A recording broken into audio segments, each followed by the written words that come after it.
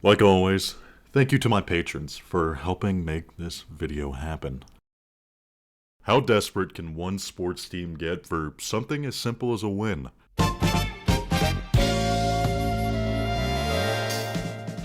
The Tampa Bay Buccaneers would begin their existence with 26 straight losses spanning their first two seasons before finally earning their very first win against the Saints, standing to this day as the longest losing streak in modern NFL history. Just a couple of years ago, the NBA and MLB would see two of their largest losing streaks come and go, the Pistons losing 28 straight and the White Sox losing 21. 11 years prior, the Tosin Tigers would end the longest losing streak in the history of Division I college basketball, beating UNC Wilmington to snap a streak of 41 straight losses. And yet, each of these streaks, even Towson's abysmal 41, would pale in comparison to college football's worst losing streak, one that encompassed nearly 100 games in a full decade straight of losing, a streak that brought a program and athletic department to the brink of collapse, a streak that belongs to the Prairie View A&M Panthers. Founded in 1876 as the oldest HBCU and second oldest college in the state of Texas, Prairie View would begin their football program in 1907, becoming one of HBCU football's foundational programs, a relevance that only grew with the hiring of Billy Nix in 1945, taking over at the Hill in the middle of a sort of golden age of HBCU football among the likes of Jake Gaither at Florida A&M and Eddie Robinson at Grambling State. Nix would elevate the Panthers to being among the HBCU's best, notching 5 black national titles, 7 SWAC titles, and even punching a ticket to the NAIA National Championship in 1963. And then, by the late 60s, everything fell apart.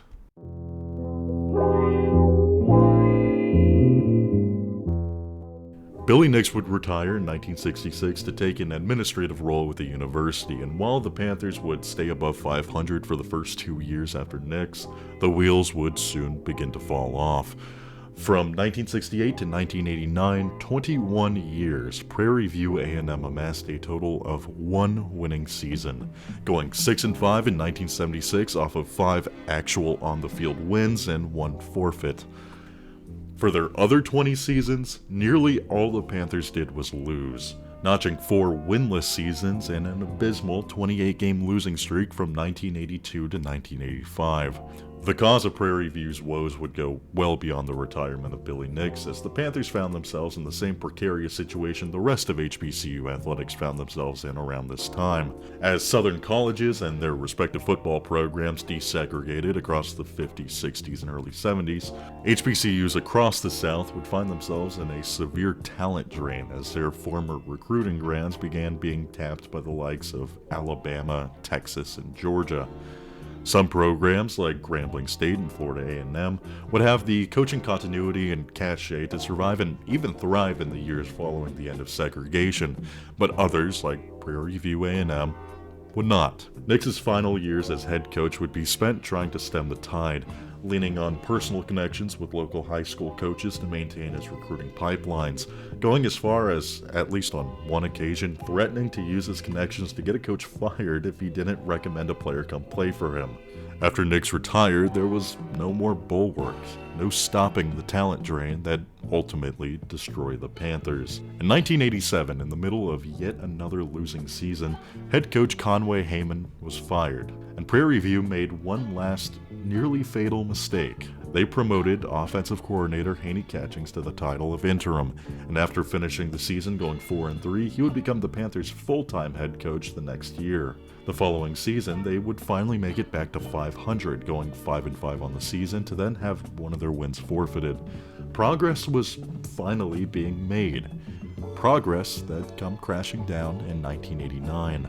As it turns out, Catchings ran the football program in a way some would call unconventional. For instance, he'd withhold academic resources from players, forcing them to quote-unquote prove it on the field before being given the gift of a college education. A study hall for players was also abolished to keep players focused on football instead of, getting a college education.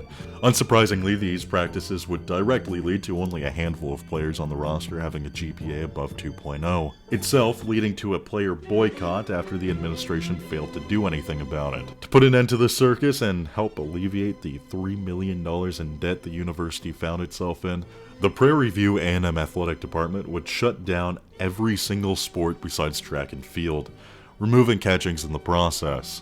Worse still, as the athletic department bled money, $100,000 would seemingly go missing throughout 1990, prompting an investigation that would eventually get catchings charged for filing fraudulent expense reports for food and travel. In their final year under catchings, Prairie View would go 2-8, with their last win coming on October 28th against Mississippi Valley State. It would take nearly 10 years for the Panthers to win their next.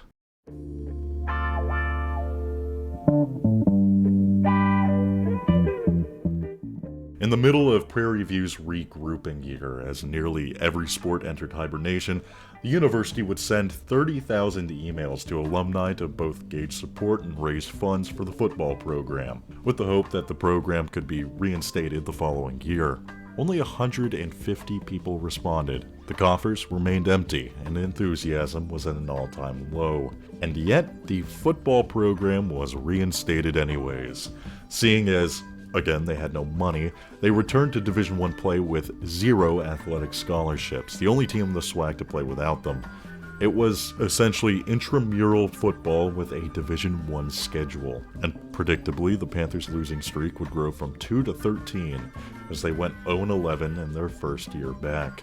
Somehow, the winless record does not show how bad this team was.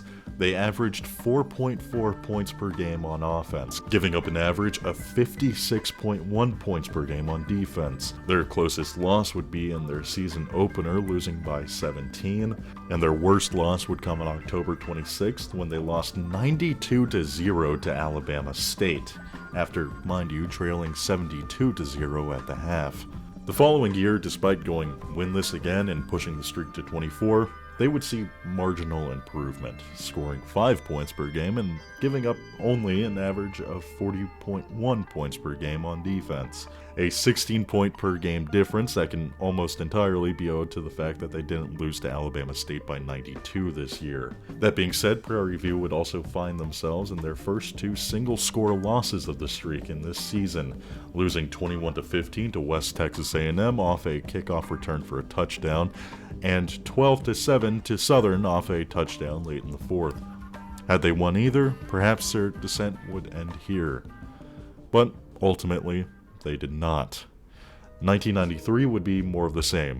Marginal, and I do mean marginal, improvement with no wins to show for it as the streak extended from 24 to 35.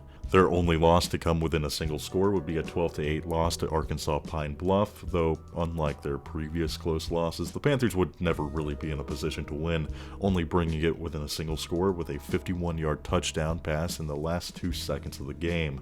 1994 would begin with heartbreak as Prairie View found themselves exactly 2 yards away from possibly breaking their 35-game losing streak, trailing their rivals Texas Southern 13-20 with seconds left in the game. The desperate Panthers would find themselves on the Tigers' 2-yard line, one good run away from tying the game and maybe escaping history. Prairie View's fullback Roy Jones would be tackled before reaching the end zone.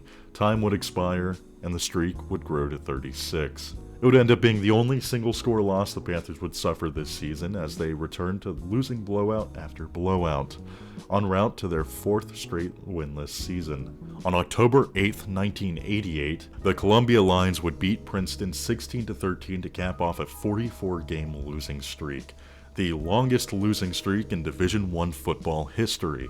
That is, until Prairie View's loss to Jackson State on November 12, 1994, their 45th loss in a row.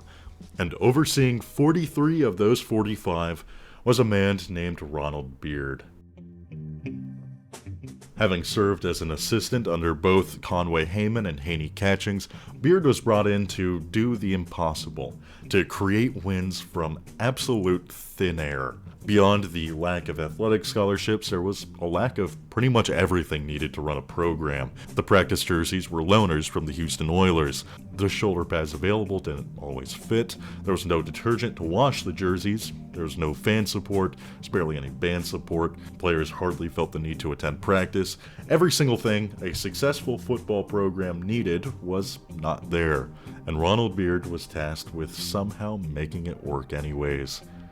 If anyone deserved that one elusive win that would have broken this streak, it was Beard. Instead, he lost the season closer to UAB, notching the program's 46th straight loss, and he was fired. Seeing as this was both his first and last head coaching gig, he would leave with an overall record of 0-44, standing as the worst record for a full-time head coach in college football history. He would be replaced with Hensley Sapenter, a Prairie View alum who hadn't ever coached college ball, hadn't coached at any level since the 70s, and was expected to serve as the school's athletic director on top of coaching the football program. In his words, though, coaching is like swimming. Once you learn how to do it, you don't forget. The game still involves the same fundamentals that applied when I was playing and coaching. The team that wins is the one that runs the fastest, catches the best, and makes the tackles. The optimism, while honorable, would only be met with yet another winless season, growing the losing streak from 46 to 57. And in a departure from Beard's seasons of glacial improvement, the Panthers would regress in both points per game and points given up per game, and none of Sapenter's first 11 losses would come within a single score. Among those 11 losses would be a 64-0 loss to Eddie Robinson's Grambling State, a man and program that lived to see the complete rise and fall of Prairie View football, handing the Panthers their 51st loss, surpassing the Division III McAlester Scots for the longest losing streak in NCAA football history. 1996 would end up being Sapenter's last year with the program, yet his downfall would not come from the losses, instead coming from an internal investigation regarding the use of ineligible players in their season opener, being suspended the rest of the season to then be replaced in the offseason as the losing streak grew from 57 to 68. Like in past years, the stats would only marginally improve. Like in past years, the Panthers would suffer a heartbreaker, this time a 20-14 loss to Division II Midwestern State. And like in past years, the season would end in a blowout. Hensley Sapenter would, like his predecessor, begin and finish his college coaching career at Prairie View A&M, amassing a career record of 0-22 before handing the reins to Greg Johnson, the third and final head coach of the streak. The Panthers would play a shortened 1997 season, playing and losing only 9 games as opposed to their usual 11-game schedule. 1998 began as the past 7 seasons had, with 3 straight losses. First, a competitive loss to rival Texas Southern, their 9th straight loss to the Tigers, then a heart-wrenching 22-14 loss to the Howard Payne Yellow Jackets, to then get blown out by the number 18 Southern Jaguars, in a game that saw the Prairie View marching band get into an altercation with their Southern counterparts, a sign of just how desperate the situation had become.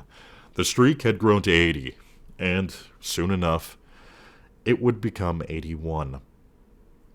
Except, it didn't.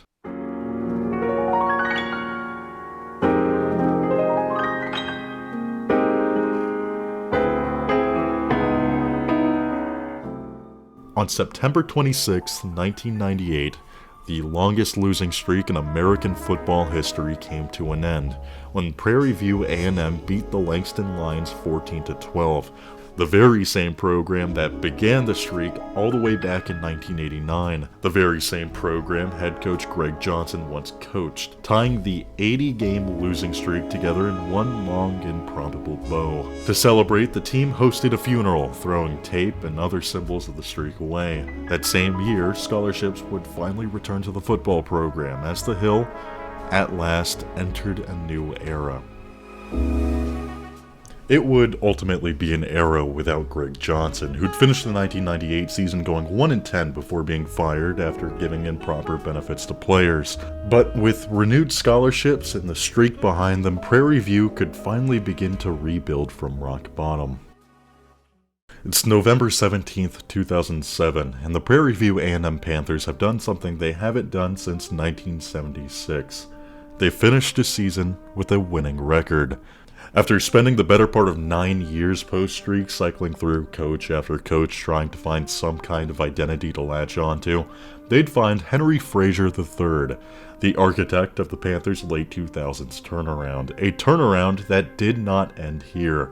A 9-1 2008 would follow, their first back-to-back winning season since the 60s and their best record in 44 years. Then another 9-1 season in 2009, going undefeated in conference play to win their first SWAC title in 45 years, and finishing ranked in the FCS polls for the first and only time in program history. Frazier would stay one more year, going 7-4 his final season on the Hill before being hired away by North Carolina Central, going down as the second winningest coach in Prairie View history behind, of course, Billy Nix. The Panthers, since Frazier's departure, would stay a consistently solid program, finishing with winning records on a regular basis and notching yet another SWAC title this very year. A legacy of failure, once inescapable, is now nearly 27 years removed from the program. And in its place is what Prairie View A&M once was, and currently is now. An undebatable success.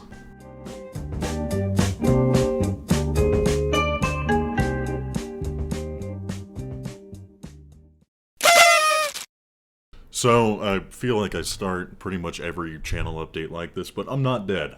2025 was a very hectic year, in particular near the tail end of it, and between work, personal stuff, travel, and to tell the truth, a healthy amount of writer's block. That being said, now that everything's finally calmed down a little bit, I have quite the backload I have to work through. This video was actually supposed to come out in like November, but I mean, it's clearly not November. After this is the Patreon selected video of the 2007 Kansas Jayhawks, followed by a video on the Oregon-Washington rivalry.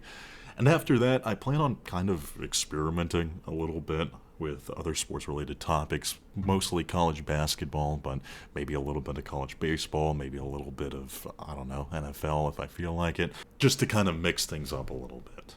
In any case, here's to a more bountiful 2026. And as always, thank you for watching. It is genuinely greatly appreciated. And finally, like always, an extra special thank you to my patrons. Philip, Mega Doomer, Scarface1, The Hidden Source, CC, Adrian Genge, The Eruption, Trash Can Gus, Justin Pedraza, October Rusto 2, Class Jackson Lawsuit, Lance Justice, Joe Sports 2022, Authentic Sims, Ryan Liu, William L. Jagnow, Captain Coey, Mantis Toboggan, Aura, Ryan Brandenburg, Jackson Goyard, I'm Not Kyle, Kobe Pasklevich, Postal Toast, at Signwood, Sean McWilliams, Benny Bape, Lurker, Cole, Jake Hagman, Colin Northrup, and Sock. Thank y'all for watching, and I hope to see y'all in the next video.